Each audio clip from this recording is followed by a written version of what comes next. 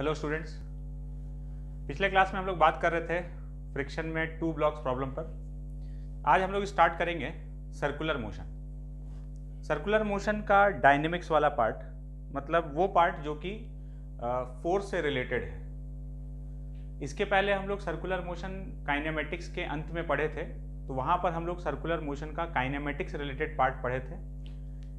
आज हम लोग फोर्स रिलेटेड पार्ट हम लोग पढ़ेंगे, जिसको हम लोग डायनेमिक्स भी बोलते हैं। तो हेडिंग डाल लेते हैं, डायनेमिक्स ऑफ सर्कुलर मोशन।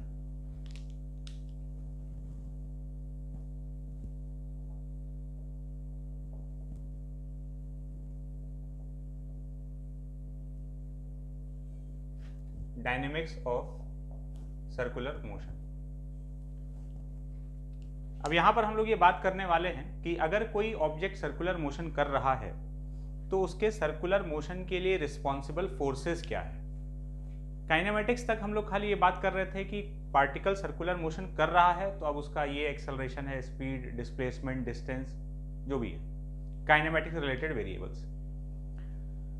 अब कौन रिस्पॉन्सिबल है सर्कुलर मोशन के लिए, इस पे बात करेंगे। तो जब भी कोई पार्टिकल सर्कुलर मोशन कर रहा है तो सर्कुलर मोशन में हम लोग एक्सेलरेशन को दो पार्ट में ब्रेक करके देख सकते हैं, एक टेंजेंशियल और दूसरा सेंट्रीपिटल। सेंट्रीपिटल एक्सेलरेशन जो कि डायरेक्शन चेंज करने का काम कर रहा है, जिसकी वजह से पार्टिकल सर्कल में घूम रहा है, ठीक है। सेंट्रीपिटल का काम है डायरेक्शन चेंज करना और टेंजेंशियल का काम है स्पीड चेंज करना। तो अगर हम लोग देखें किसी भी सर्कुलर मोशन में, तो ये बात तो पक्का है कि सेंट्रीपिटल एक्सेलरेशन तो होगा ही होगा। टेंजेंशियल एक्सेलरेशन हो भी सकता है और नहीं भी हो सकता है, डिपेंड करता है कि स्पीड चेंज हो रहा है कि नहीं। डायरेक्शन तो चेंज हो ही रहा है, तो किसी भी सर्कुलर मोशन में सेंट्रीपिटल एक्सेलरेशन तो पक्का है। टेंजेंशियल एक्सेलरेशन हो भी सकता है और नहीं भी हो सकता है। अगर स्पीड चेंज हो रहा होगा तो टेंजेंशियल एक्सेलरेशन होगा, और अगर स्पीड चेंज नहीं हो रहा है तो टेंजेंशियल एक्सेलरेशन नहीं है। जैसे कि अगर यूनिफॉर्म सर्कुलर मोशन हो रहा है तो यूनिफॉर्म सर्कुलर मोशन में स्पीड चेंज नहीं होता है, तो इसका मतलब टेंजेंशियल एक्सेलरेशन जीरो है। और अगर नॉन यूनिफॉर्म सर्कुलर मोशन हो रहा है तो नॉन यूनिफॉर्म सर्कुलर मोशन में स्पीड चेंज होता है, और अगर स्पीड चेंज हो रहा है इसका मतलब टेंजेंशियल एक्सेलरेशन है, ठीक है। तो इससे एक बात कंफर्म हो गया कि अगर सर्कुलर मोशन हो रहा है तो सेंट्रीपिटल एक्सेलरेशन जरूर है, और अगर सेंट्रीपिटल एक्सेलरेशन है तो सेंट्रीपिटल एक्सेलरेशन को प्रोवाइड करने वाला एक फोर्स भी होना चाहिए, ठीक है। अगर पार्टिकल के पास ये सर्कल में घूम रहा है तो इधर एक एक्सेलरेशन है सेंट्रीपिटल, टेंजेंशियल हो भी सकता है, नहीं भी हो सकता, इसका कोई फिक्स नहीं है। स्पीड कांस्टेंट हुआ तो इसका जरूरत नहीं है, बट सर्कुलर मोशन होने के लिए ये तो है ही। और अगर सेंट्रीपिटल एक्सेलरेशन है तो इस डायरेक्शन में एक फोर्स जरूर होगा जो इस एक्सेलरेशन को प्रोवाइड करेगा। जब पार्टिकल यहां है तो सेंट्रीपिटल एक्सेलरेशन इधर है तो इधर फोर्स होगा। तो हर समय जब भी कोई पार्टिकल सर्कुलर मोशन कर रहा है, एक फोर्स जो हमेशा सेंटर की तरफ एक्ट कर रहा होगा वो जरूर मौजूद होगा। उस फोर्स को हम लोग बोलेंगे सेंट्रीपिटल फोर्स, ठीक है। तो किसी भी पार्टिकल के सर्कुलर मोशन का बेसिक रिक्वायरमेंट ये है कि उसके पास एक सेंट्रीपिटल फोर्स होना चाहिए। टेंजेंशियल फोर्स जो कि टेंजेंशियल डायरेक्शन में लगेगा वो हो भी सकता है, नहीं भी हो सकता है। सर्कुलर मोशन होने के लिए टेंजेंशियल फोर्स कोई कंडीशन नहीं है, वो है या नहीं है दोनों चलेगा, लेकिन सेंट्रीपिटल फोर्स जरूर होना चाहिए। अब ये सेंट्रीपिटल फोर्स क्या है? एक ऐसा फोर्स जो हमेशा सेंटर की तरफ एक्ट कर रहा हो, वही centripetal force centripetal acceleration provide करने का काम करेगा। तो क्या ये सेंट्रीपिटल फोर्स कोई नया फोर्स है? जैसे हम लोग देखे थे, हम लोग बात कर रहे थे कि मैकेनिक्स में हमको 5 टाइप का फोर्स दिखेगा, weight, normal, tension, spring force and friction. तो क्या ये कोई नया फोर्स है? नहीं। सेंट्रीपिटल फोर्स एक रोल है, समझना, ठीक है। सेंट्रीपिटल फोर्स एक रोल है, उस रोल को कोई भी निभा सकता है। मतलब कभी तुम देखोगे कि कोई ऑब्जेक्ट सर्कुलर मोशन कर रहा है तो वहां पर सेंट्रीपिटल फोर्स के रोल में टेंशन होगा। कभी तुम देखोगे सर्कुलर मोशन हो रहा है तो वहां सेंट्रीपिटल फोर्स के रोल में नॉर्मल है। कभी सेंट्रीपिटल फोर्स के रोल में फ्रिक्शन दिखेगा तुमको, ठीक है। कभी सेंट्रीपिटल फोर्स के रोल में ग्रेविटेशनल फोर्स दिख सकता है। कभी सेंट्रीपिटल फोर्स के रोल में इलेक्ट्रोस्टैटिक्स फोर्स दिख सकता है, ठीक है। इलेक्ट्रिक फोर्स जिसके बारे में हम लोग 12th में बात करेंगे, थोड़ा बहुत तुम लोग सुने होंगे, ठीक है। इलेक्ट्रिक फोर्स के बारे में, एक चार्ज दूसरे चार्ज पे लगाता है। तो सेंट्रीपिटल फोर्स जो है ना वो रोल है, उस रोल को कोई भी निभा सकता है, ठीक है। ये वैसा ही एक बात है कि भाई एक मूवी बन रहा है जिसमें एक किरदार है, एक रोल तय किया गया है ना, मान लो हीरो का रोल है। तो अब उसके लिए 5 डिफरेंट एक्टर्स है ना, किसी को भी, आमिर खान हो गया, सलमान खान हो गया, वरुण धवन हो गया, नवाजुद्दीन है, ऐसे और भी लोग है ना, 5-7 एक्टर कोई नाम ले लें हम लोग, ठीक है। ऋतिक रोशन है, अमिताभ बच्चन है। तो अब उस मूवी में जो रोल निभाना है वो इनमें से कोई भी एक निभा सकता है, वो डायरेक्टर का चॉइस है कि किसको ले रहा है, ठीक है। तो बस यही बात है, सेंट्रीपिटल फोर्स जो है वो अलग से कोई फोर्स नहीं है, वो एक रोल है। जो भी अगर उस समय टेंशन उस रोल में होगा तो हम लोग बोलेंगे टेंशन यहां पर सेंट्रीपिटल फोर्स है। कभी ग्रेविटेशनल फोर्स होगा, कभी नॉर्मल होगा, कभी फ्रिक्शन होगा, ठीक है। तो लेकिन सेंट्रीपिटल फोर्स होगा जरूर अगर सर्कुलर मोशन हो रहा है तो, और इनमें से कोई सा भी फोर्स उस रोल को निभा सकता है। फॉर एग्जाम्पल है ना, हम लोग बात तो इतना कर लिए, क्या एग्जाम्पल है अपने पास? बहुत सारा एग्जाम्पल है। जैसे एकदम हम सबसे पहले अपने ग्रेविटेशनल अर्थ वाले सिस्टम को, सोलर सिस्टम को लेते हैं। तो हम लोग देखते हैं कि सन के अराउंड सारा प्लेनेट घूम रहा है गोल गोल, ठीक है। तो ये सर्कुलर मोशन कर रहा है। तो अगर सन के अराउंड सारा प्लेनेट सर्कुलर मोशन कर रहा है, या फिर अर्थ के अराउंड अपना मून रोटेट कर रहा है, या किसी भी प्लेनेट के अराउंड उसका सैटेलाइट घूम रहा है, तो जो सर्कुलर मोशन चल रहा है इसके लिए एक सेंट्रीपिटल फोर्स चाहिए। और वो सेंट्रीपिटल फोर्स कौन है? अगर ये अर्थ है और ये मून है, ये सर्कुलर मोशन चल रहा है, तो यहां सेंट्रीपिटल फोर्स का काम कौन कर रहा है? जो ग्रेविटेशनल फोर्स है अर्थ के द्वारा मून पर लगाया जाने वाला, वो कर रहा है। या अर्थ का जब रोटेशन सन के अराउंड हो रहा है तो अर्थ और सन के बीच में जो ग्रेविटेशनल फोर्स है वो सेंट्रीपिटल फोर्स का रोल प्ले कर रहा है। अगर वो ग्रेविटेशनल फोर्स नहीं होता तो ये सिस्टम ही नहीं होता। और एग्जांपल, इसी का एकदम मिनिएचर एग्जांपल, एकदम ये तो सोलर सिस्टम बहुत बड़ा सिस्टम हो गया, इसी का एकदम छोटा रूप अगर देखें तो एटम के अंदर दिखता है। एटम में न्यूक्लियस के अराउंड इलेक्ट्रॉन चक्कर काटते रहता है, सर्कुलर मोशन कर रहा है। इस सर्कुलर मोशन के लिए सेंट्रीपिटल फोर्स चाहिए, ये तो हमको पता है। कहां से आया? इलेक्ट्रोस्टैटिक फोर्स, जो दो चार्जेस के बीच में लग रहा है।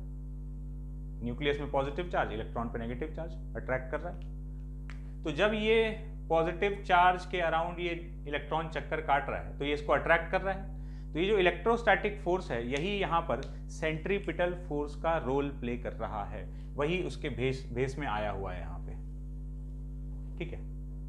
और हम लोग एक रस्सी से एक पत्थर बांध दें और उसको ऐसे ऐसे करके घुमाएं, तो रस्सी से जो पत्थर बांधा हुआ ऐसे ऐसे घूम रहा है, सर्कुलर मोशन कर रहा है। और तुम देखोगे जब सर्कुलर मोशन कर रहा है तो हर समय ये रस्सी का जो टेंशन है, रस्सी ऐसे है, फिर ऐसे है, फिर ऐसे है, तो हर समय जो टेंशन है वो किधर एक्ट कर रहा है? सेंटर की तरफ।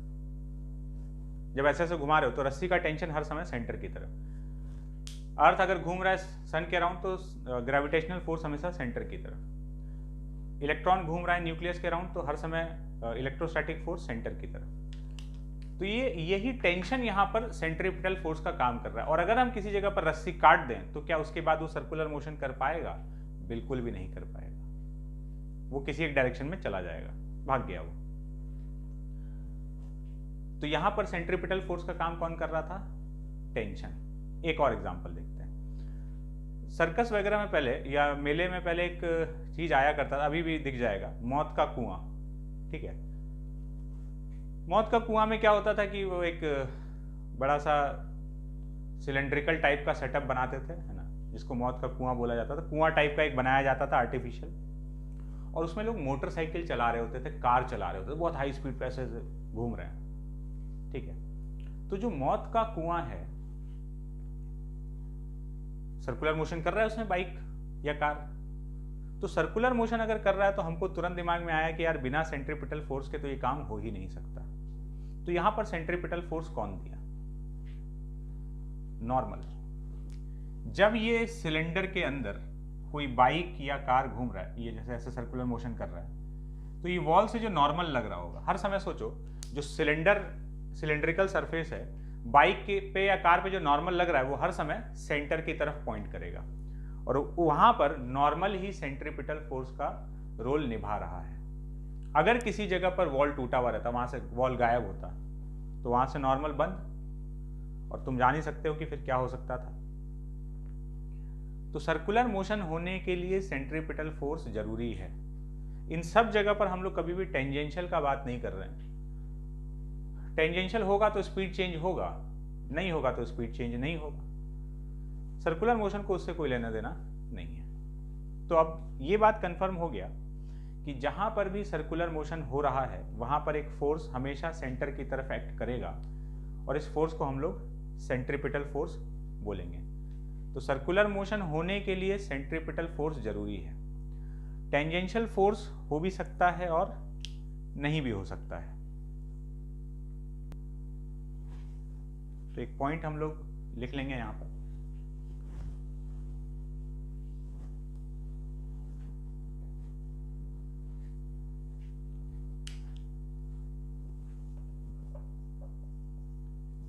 for circular motion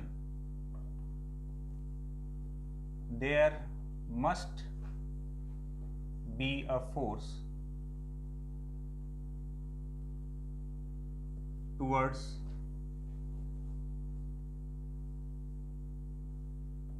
center. There must be a force towards center. This force is called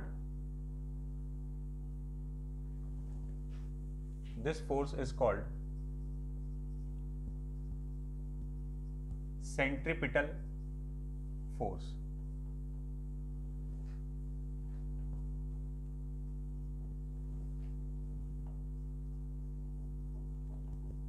Centripetal force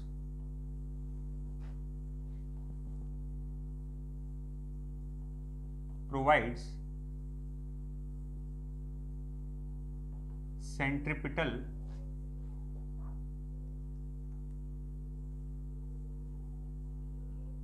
acceleration to the particle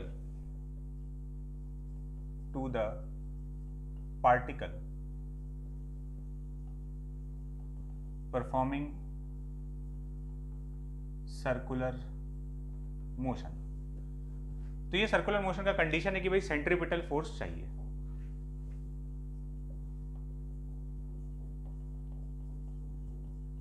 tangential force may or may not be there.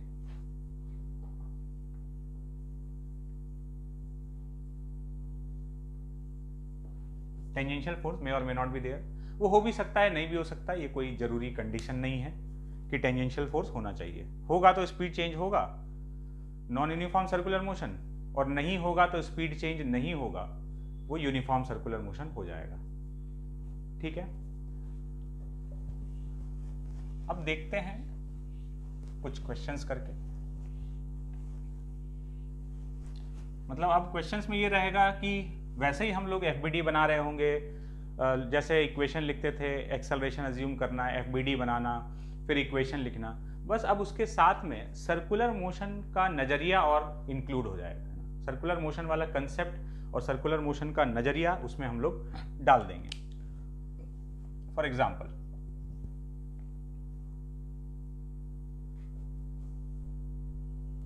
ये एक pendulum हो गया, L length का, ये M मास, इसको यहां से theta angle से रिलीज किया जा रहा है।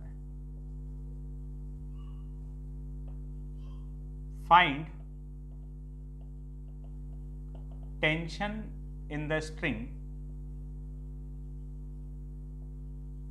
just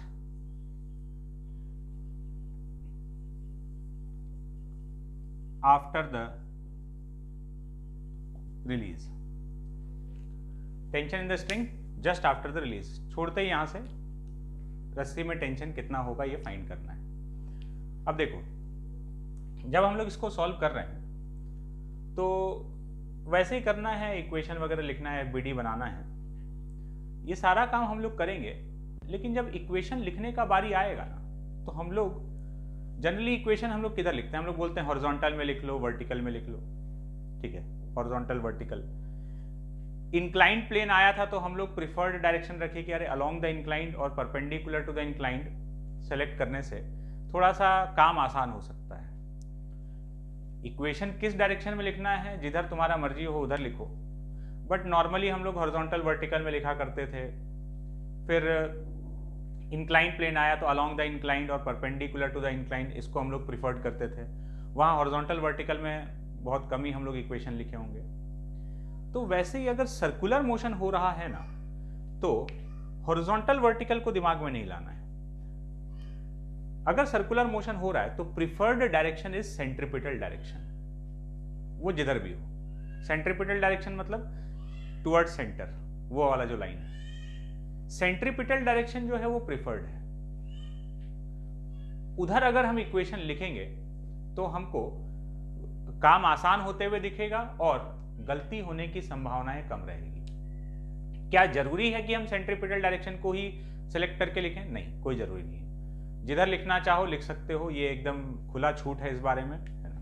बट हम लोग उस बात पर बात कर रहे हैं कि गलती कम हो और कैलकुलेशन कम हो। ये दोनों चीज को रिड्यूस करने के लिए तो सेंट्रीपिटल डायरेक्शन को प्रिफर किया जाता है। ठीक है, सॉल्व करते हैं इसको।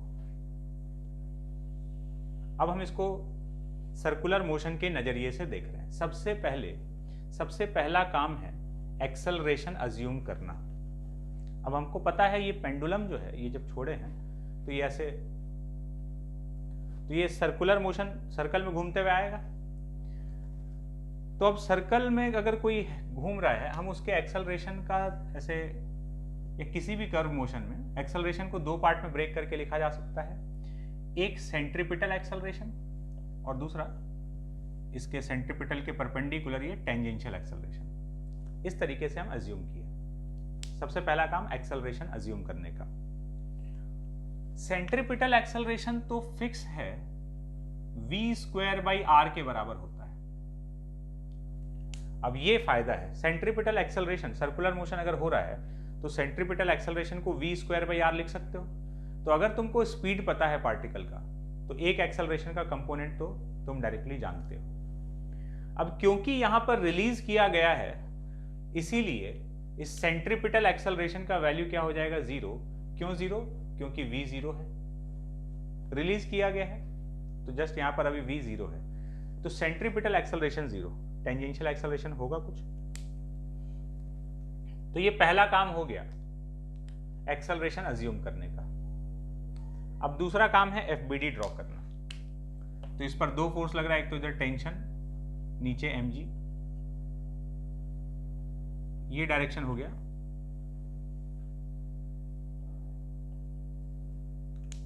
इसके साथ एंगल बन रहा है थीटा। अब हम लोग लिखते हैं इक्वेशन। हम सेंट्रीपिटल डायरेक्शन में लिख रहे हैं CD मतलब सेंट्रीपिटल डायरेक्शन, HD मतलब हॉरिजॉन्टल डायरेक्शन, VD मतलब वर्टिकल डायरेक्शन। तो CD सेंट्रीपिटल डायरेक्शन में हम इक्वेशन लिख रहे हैं। तो इधर T, mg का इधर कंपोनेंट आएगा mg cos थीटा। तो इस डायरेक्शन में इक्वेशन लिखे T minus mg cos theta is equal to mass into acceleration, और सेंट्रीपिटल एक्सेलरेशन का वैल्यू तो 0 है, तो टेंशन का वैल्यू आ गया mg cos थीटा। ये हो गया टेंशन का वैल्यू mg cos थीटा के बराबर आ गया। ठीक है, सीधा एक इक्वेशन से। मान लो अब हमसे ये टेंजेंशियल एक्सेलरेशन भी पूछ लिया जाता, या पार्टिकल का एक्सेलरेशन पूछ लेता कि बताओ इस पार्टिकल का just after the release acceleration कितना है। तो भाई एक्सेलरेशन के दो पार्ट हैं, सेंट्रीपिटल और टेंजेंशियल। सेंट्रीपिटल तो पता है 0 है, टेंजेंशियल निकालना है तो हम टेंजेंशियल डायरेक्शन में इक्वेशन लिख देते हैं, टी डी टेंजेंशियल डायरेक्शन, ये रस्सी के परपेंडिकुलर ये वाला डायरेक्शन। mg का इधर कंपोनेंट आया mg cos थीटा, इधर आ जाएगा mg sin theta. mg sin theta is equal to mass into acceleration, net force equal to mass into acceleration, ये m cancel, at is equals to g sin theta. तो ये इसका tangential acceleration हो गया, और centripetal acceleration तो हम लोग पहले ही पता कर चुके हैं 0 है, तो नेट एक्सेलरेशन भी यही g sin थीटा है। वैसे नेट एक्सेलरेशन हम लोग ये लिखते √of at square plus ac square, ठीक है। अब हम यही काम सेंट्रीपिटल डायरेक्शन ना सेलेक्ट करके हम ऐसे हॉरिजॉन्टल वर्टिकल में जैसे लिखते हैं वैसे ही लिखते हैं, तो क्या नहीं आता? बिल्कुल आता, क्यों नहीं आता, लेकिन एफर्ट देखना तुम क्या होता है। लिखते हैं अब हम टेंजेंशियल डायरेक्शन या ये सेंट्रीपिटल डायरेक्शन में इक्वेशन नहीं लिख रहे हैं, हम ऐसे हॉरिजॉन्टल वर्टिकल को सेलेक्ट करते हैं। थीटा ये इसके परपेंडिकुलर है, तो ये थीटा, ये 90 माइनस थीटा, ये थीटा हो गया।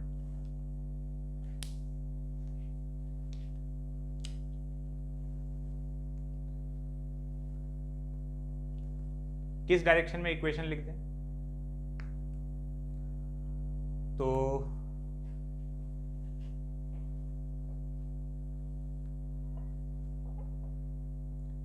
ये AC है इस तरफ, थीटा 90 माइनस थीटा, ये थीटा हो जाएगा। तो अगर हम वर्टिकल डायरेक्शन में इक्वेशन लिख देते हैं,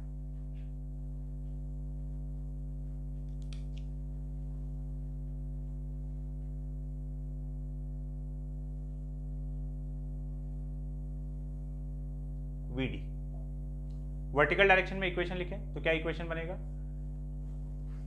अब देखना वर्टिकल डायरेक्शन में एक्सेलरेशन किधर है, ये AC तो 0 है, नेट एक्सेलरेशन खाली ये है अपने को पता है, तो इसका वर्टिकल कंपोनेंट इधर आएगा, ठीक है, नीचे की तरफ, वर्टिकल कंपोनेंट नीचे की तरफ आएगा। तो जिधर एक्सेलरेशन है हम लोग उसको पॉजिटिव मानते हुए लिखेंगे,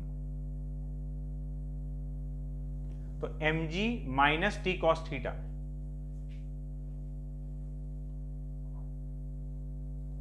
mg minus T cos theta is equal to, इस at का कंपोनेंट आएगा नीचे at sine theta, mg minus T cos theta is equals to m into at sine theta. तो t cos theta is equals to mg minus m at sine theta, और at का value जो हम लोग निकाल के रखे हैं उसको पुट कर देते हैं। मतलब ये है कि ये काम करने के लिए तुमको देखो यहाँ टेंशन निकालना था तो इसका जरूरत नहीं था, यहाँ टेंशन सीधा इससे आ गया। अब यहाँ टेंशन लिखना है मतलब हम ये at का वैल्यू निकाल कर बैठे हैं, पहले ये इक्वेशन लिखें जिससे at आया है, at का वैल्यू हम यहाँ पुट कर रहे हैं mg माइनस m, at का value g sine theta into sine theta, तो t cos theta is equals to mg into 1 minus sine square theta. So t cos theta is equals to mg into cos square theta. ये cos theta से cos theta cancel, और tension का value आ गया mg cos theta के बराबर। तो ये करना होगा और ये करना होगा, तब आया टेंशन का वैल्यू। या मान लो ऐसे हम हॉरिजॉन्टल डायरेक्शन में लिख के देखते हैं, हम लिख के दिखा रहे हैं कि कोई फर्क नहीं पड़ता तुम किस डायरेक्शन में इक्वेशन लिखो, आंसर तो आएगा, बस एफर्ट। यहां देख रहे हो खाली इससे काम चल चुका है। हॉरिजॉन्टल डायरेक्शन में इक्वेशन लिखेंगे तो हॉरिजॉन्टल में t का इधर कंपोनेंट आएगा t साइन थीटा और at का at कॉस थीटा, तो t sine theta horizontal direction में equal to mass into acceleration m into AT cos theta. Now t sin theta, AT का वैल्यू है g sin theta into cos theta. तो यहां पर ये sin theta cancel हो गया, और ये ध्यान रखना कि AT जो हम यहां पुट किए हैं उसके लिए हम पहले ये इक्वेशन लगा चुके हैं, तब हमको AT का वैल्यू मालूम है। तो यहां से भी आ गया टेंशन का वैल्यू mg cos थीटा। तो हम इससे बस ये बताना चाह रहे हैं कि तुम इक्वेशन किसी भी डायरेक्शन में लिख सकते हो, बट ऑलवेज जब भी हम लोग सर्कुलर मोशन से डील कर रहे हैं तो सेंट्रीपिटल डायरेक्शन में एक इक्वेशन लिखना बनता है ना। वो चीजों को डेफिनेटली आसान करेगा, बाकी तुम किसी भी डायरेक्शन में लिखो, आंसर तो आना ही है। बात क्लियर है? चलते हैं आगे, कुछ और क्वेश्चंस देखते हैं।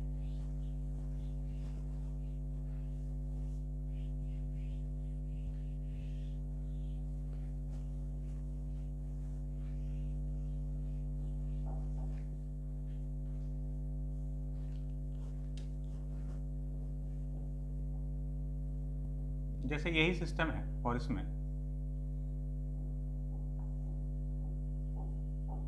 ये जो बॉब है इसको कुछ वेलोसिटी दिया हुआ है, ये लेंथ L, इसका मास m। इस बार रिलीज नहीं किया गया है, v स्पीड दिया गया है। Find tension in the string and acceleration of the bob, tension in the string and acceleration of the bob। Solve करते हैं। सबसे पहला काम एक्सेलरेशन अज्यूम करना, दूसरा काम फ्री बॉडी डायग्राम ड्रॉ करना, तीसरा काम इक्वेशन लिखना और चौथा काम इक्वेशन को सॉल्व करना। बिल्कुल वही स्टेप, हम लोग लॉज ऑफ मोशन के अंदर ही हैं, बस इसमें सर्कुलर मोशन का मिक्सचर मिला दिया गया, सर्कुलर मोशन का नजरिया उसका तड़का मार दिया गया है। तो देखते हैं, अगर इसको v स्पीड दिया गया है तो इसका ये जो रस्सी का लेंथ l है, ये l रेडियस के सर्कल में घूम रहा है, तो इसीलिए हम लोग इधर सेंट्रीपिटल एक्सेलरेशन लिखेंगे तो वो लिखेंगे v square by r, r का मतलब l। इस डायरेक्शन में कुछ टेंजेंशियल एक्सेलरेशन होगा, नहीं होगा तो 0 आ जाएगा। इधर टेंशन T, नीचे mg और इधर एंगल थीटा। ये टेंशन का वैल्यू चाहिए, हम सेंट्रीपिटल डायरेक्शन में इक्वेशन लिख रहे हैं। सेंट्रीपिटल डायरेक्शन में इक्वेशन लिखेंगे तो T, जिधर एक्सेलरेशन है उसको पॉजिटिव ले लिया, T minus mg cos theta is equal to mass into acceleration. तो T minus mg cos theta is equals to mv square by l। तो टेंशन का वैल्यू आ गया mg cos theta plus mv square by l।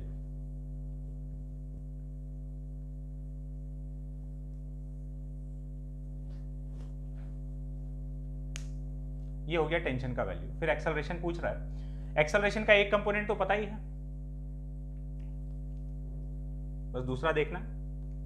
Centripetal पता है, tangential वाला component निकाल लेते हैं। तो टेंजेंशियल डायरेक्शन में इक्वेशन लिख रहे हैं, इस तरफ खाली mg का कंपोनेंट आएगा, mg sin थीटा, टेंशन का कोई कंपोनेंट नहीं है। mg sin theta is equal to mass into acceleration, so AT is g sin theta. तो ये AT है। अच्छा, AC तो अपना पहले से ही आ रखा है, v स्क्वायर बाई l, इसका स्पीड दिया हुआ था अपने को। So acceleration of the particle is under root of AT square plus AC square. ये इसका एक्सेलरेशन हो जाएगा। और कुछ देखते हैं, नेक्स्ट क्वेश्चन पे चलते हैं।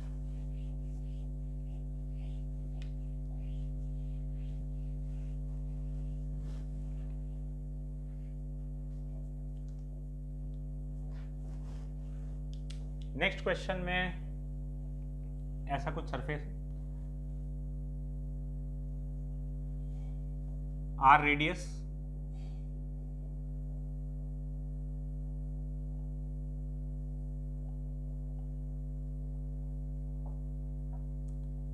आर रेडियस का सर्कुलर सरफेस है। यहां पर ये एक ब्लॉक v स्पीड से जा रहा है, रेडियस r है। Find normal force acting on the block and acceleration of the block. Block पे एक्ट करने वाला नॉर्मल फोर्स और ब्लॉक का एक्सेलरेशन। तो अब यहां पर भी अगर हम लोग देखते हैं तो ये एक सर्कुलर मोशन चल रहा है। ये जो सर्कुलर सरफेस है इसके अंदर ये ब्लॉक सर्कुलर मोशन कर रहा है और इस इंस्टेंट पर इसका स्पीड v के बराबर है।